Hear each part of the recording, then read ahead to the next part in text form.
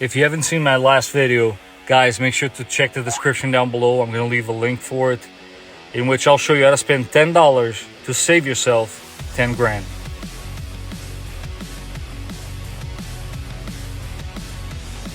This is clearly perfect time to, well, change your belt. You're probably wondering, why did we change the radiator? Let me show you. Right there. Started leaking right in the corner. Yes, I agree. It is very unusual. Or not common, I should say.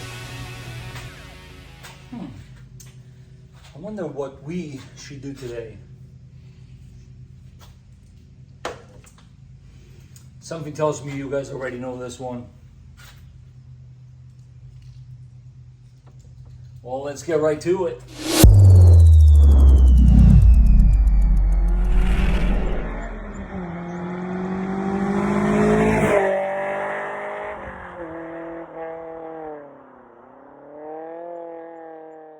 And as I'm sure you guys can tell from the background there, the ladders, the telltale sign that we're going to be tackling what's upstairs, finally. So, for the longest time, I have been trying to track down secondhand to takeoff to go in there. And you guys are probably wondering, well, what is he referring to? If you look back there and if you can pick it out of the mess, you already see it in the center there. Let's take a closer look, shall we? And of course, how many of you did guess this one? As always, guys, I do my very best to dip into Toyota's parts bin as much as possible. At the end of the day, this is supposed to be an OEM++, so there you have it. That guy is going obviously up there, and it will fit with the rugged look we're going for. I gotta say, I'm sure some of you will remember that I have talked a lot of smack about this in the past, and I gotta say, it has grown on me. Shooting Dave's TRD Pro changed my mind completely, especially when I stepped on his side step and looked at this rack from the top. So I do like that. And as you can see here, as I'm demonstrating it, how neat is that? It is totally usable, so that you can actually make use of this massive area right there. Unique to the TRD Pro, as I'm sure you guys know. Controversial indeed. I know I've definitely said some things in the past about it, mainly because I believe it's an exact copy of the FJ Cruiser's roof rack. But upon closer inspection, and I've actually had the opportunity of having two side by side, it is not the same part number, is not the same exact rack. They are actually ever so slightly different. But it's one of those things, it's actually growing on me. I realize this potential, and you guys can see it from these images as well, that this is actually pretty functional. There's a lot of stuff you can put up here, not to mention it is gonna look super cool on this truck. So yeah, let's get cracking. This one, as you guys can see, is already pretty much assembled. There's really not much to it. These racks, when you purchase them new, come with instructions. Not even gonna lie to you guys, I'm not taking this apart. This is ready to go and be bolted on. But if you have to assemble this yourself, as you can see here, this is pretty straightforward. You got 3 sections down there that are going just about the center of each section. So 3 bars across, and then you got one that goes right in front of the bar here on the top portion. And that's that, there's nothing to it. This one came with a little bit of scuffing. Again, it had been sitting on the gentleman's garage for a little while, and we are going to take care of all this scuffing. I picked up this product that's supposed to be good with the black stuff, and we will see how it works. I'll give you guys a quick look on how it looks now, and let's do this corner right here, right now, real quick. There you have it for comparison. Little scuff here and there, but guys, when you consider how well it's already looking, I'm going to save all the polishing for once it's mounted in the car. But you guys see the difference here, the contrast that is. It's not perfect, but you know what? For what I wanted, it's going to be more than sufficient.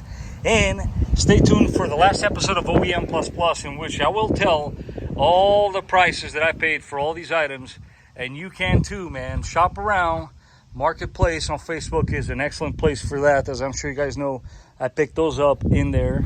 And you don't have to pay retail for everything. I know I sound a little cheap, but listen, this is an expensive venture, and if you can save a couple of bucks here and there, why not? Okay, so to take the OEM roof rack out, the rails that is, you got these covers. When you look here, this is basically the sections that you're trying to pop out. It's super simple. Again, I'm not trying to pound this onto you guys, but these plastic trim tools go a long way. Make sure you use a rag to protect your paint. You know, you don't want to scratch it. And what you want to do is you want to go to the outside edge first. You sneak the tool underneath it with your rag there, and you're going to hear it pop. Eventually, maybe this is not the right tool. Once you pick the right tool, what you want to do is you want to go underneath the rubber and the trim itself and pop it outwards. There it is. Move back and off it goes. Same kind of deal on the other side, but this time around you just push it out, and that's how you take it out. Next, we're going to tackle on all four corners 12 mil. You got 2 screws on each side. It's very, very simple to do. As you can see, 212 mil is all you got on each corner. And again, take your time. You're working on top of the roof of your car. Make sure that you're being cautious, and don't rush it. It's a very simple project, but you know, I'm sure you guys can agree, a little slip and it's going to kind of spoil the experience. So I always tell people that you know, stuff like this, pick a time that you know nobody's going to bother you and you're better off. So let's go ahead, yank this puppy out.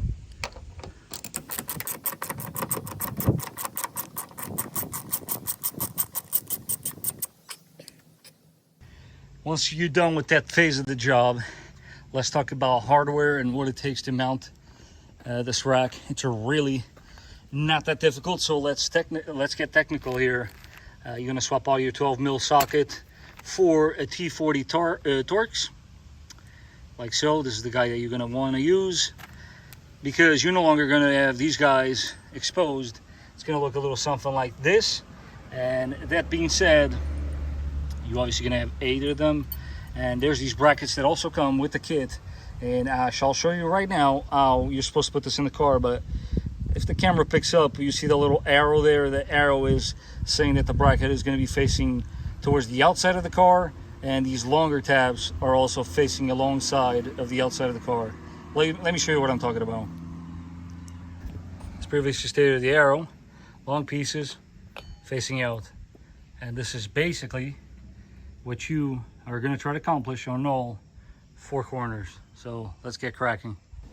Wow, what a sight. That is probably the last time you'll see these two hanging out together. But going back to the hardware portion, I'm sure you guys noticed this red stuff. This is nothing more, nothing less than tread lock. Tread lock is the way you install those.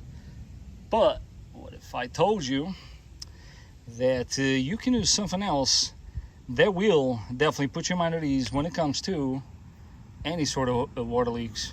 Yep, you heard it here first. Guys, dab a little bit of this on the hole where those screws are going, and you should be fine, because Toyota expects us, although this one is already missing it, to believe that this right here is going to prevent any type of water leaks. I got news for you. Silicone on the threads and you're good to go. It is definitely hot out here, so just going to show you guys one screw. You don't really need to see all 8 of them. That would make for some really boring stuff. But this is what I do, guys. Smear a little bit of this goodness. Hondabond, in my opinion, is, here, I'll say it on camera, the best silicone known to man. Yes, I am a technician for Toyota, and I think this is way better than Fippage. What do they even call that? Fippage? And they should do the trick.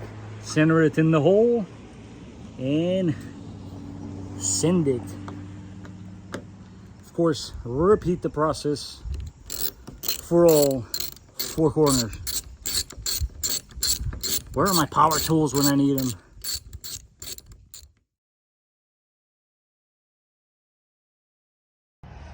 So yeah, after installing it, I realized, you know, I probably should have cleaned this while it was on the floor, but beside the point, guys. Here, I'm gonna teach you guys a little trick.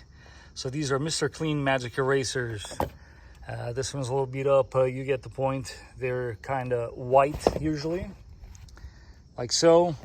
What you want to do is you get yourself one of these, get some WD-40, and I'll show you how I'm going to make that, well, I want to say disappear, but definitely look a lot better than that. These are little scuff marks, and because they are in this location, it is kind of annoying, or a eyesore I should say, so let's get rid of it.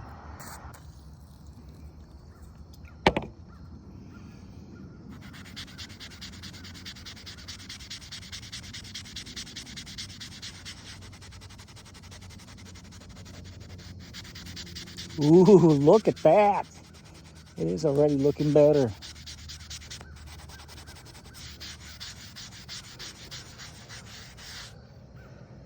As with everything, guys, patience, patience, patience. Take your time. Clean, apply some more. But if you guys do know a better method, please do include it in the comments down below. I'm interested in knowing if there are other ways of cleaning scuffs like this. This one I've learned a few years ago, so I figure I'd pass it along.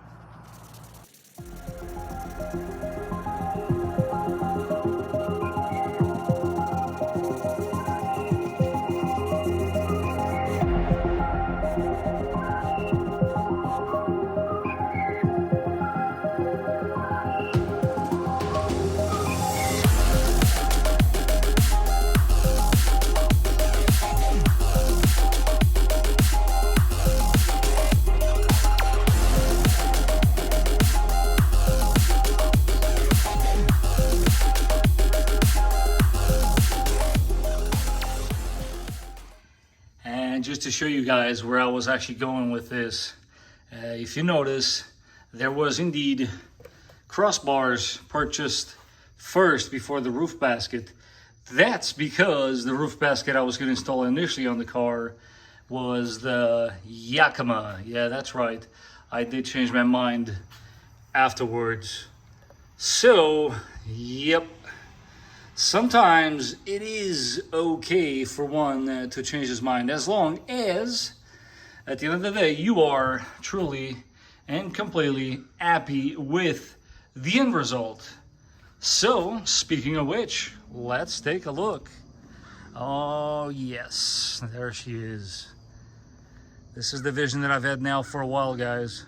I hope you guys are as pleased as I am, because at the end of the day, it is important that you do enjoy the process, and I am indeed enjoying this. I do have to say it is coming to a close.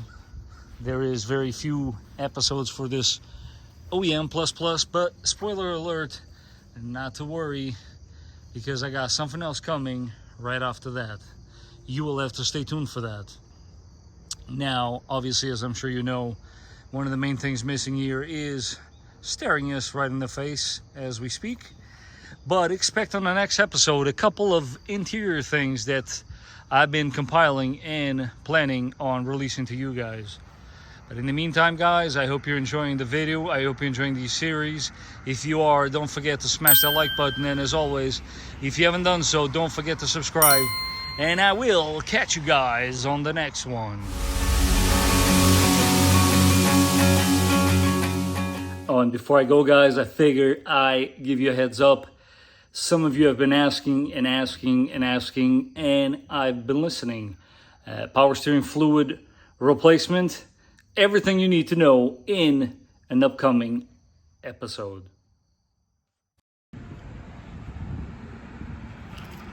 Yeah, I know, you guys are probably saying, what is going on here? So how is this for an Easter egg embedded in this video? As always, guys, as a token of my appreciation for watching the whole video, I had to share this with you. I parked it, of course, right next to mine so that you guys can see the behemoth this thing is. What a massive truck, man. But as you can guess, this is obviously a solar octane. This particular vehicle only has a little above 2,000 miles. It is practically brand new. But at 2,000 miles, you would say to yourself, wait a minute, there is already some stuff going on here. That's because it is. Number one, the entire vehicle was matte clear wrapped. Oh, I hope I didn't butcher that. Super hard to explain what I'm talking about, but the best way is the paint is not really changing colors like the last 4Runner did. And when you look closely, you will see where it breaks down into the paint. See that? That's the clear. I don't know if the camera's picking up on it. The entire truck has had that done. Perfect shot right there. Wrapped, painted. So yeah, the whole truck was wrapped. You have these beautiful wheels and tires going on. And yeah, let's not forget, I'm actually going to lay down for you guys on this one. I'm going to lay down on the job because it is worth it. What? Are you kidding me? Look at all of this. And the sun is messing us up. Is that crazy or what? There's a lot of money tied up in here, huh? Let's take a look on the inside, shall we? I don't know how many of you have seen one of these yet, the interior, but check that out, man. It's a very nice seat. Very comfortable, I must say. I definitely dig this pattern that they got going on, which matches all the inserts on the fender wells and whatnot. Got the lettering going on, which is a thing for the cars to come. I'll give you guys right now a quick sequence of the startup, which is really cool. And yeah, as you can see, very little mileage. Very cool car nonetheless. Red stitching throughout. You know how this goes. TRD Pro, baby. So before I go, guys, a couple more things I want to share with you. Again, check out all the suspension components that have been swapped out. This looks crazy, but how cool would it have been to get the 4Runner to have this little neat feature? Check this out. That is cool. Tail lights do a little dance. Unfortunately, this is just a FYI for those out there in the market for one of these beautiful trucks, nonetheless. This is your trunk space if you got the third row up. Yep, it's a bit of a bummer, and it does lay flat, but does rob you from quite a bit of space. Honestly, it would not prevent me from buying one, nonetheless. And while we're here, the other thing I wanted to bring to everybody's attention, because I know somebody's going to ask in the comment section, does the Baja rack ladder clear with the TRD Pro roof rack? And the answer is yes. You can fit about 4 or 5 pieces of paper in between, but yes, it does clear 100%. That is going to be all, guys. I hope you enjoyed this beauty.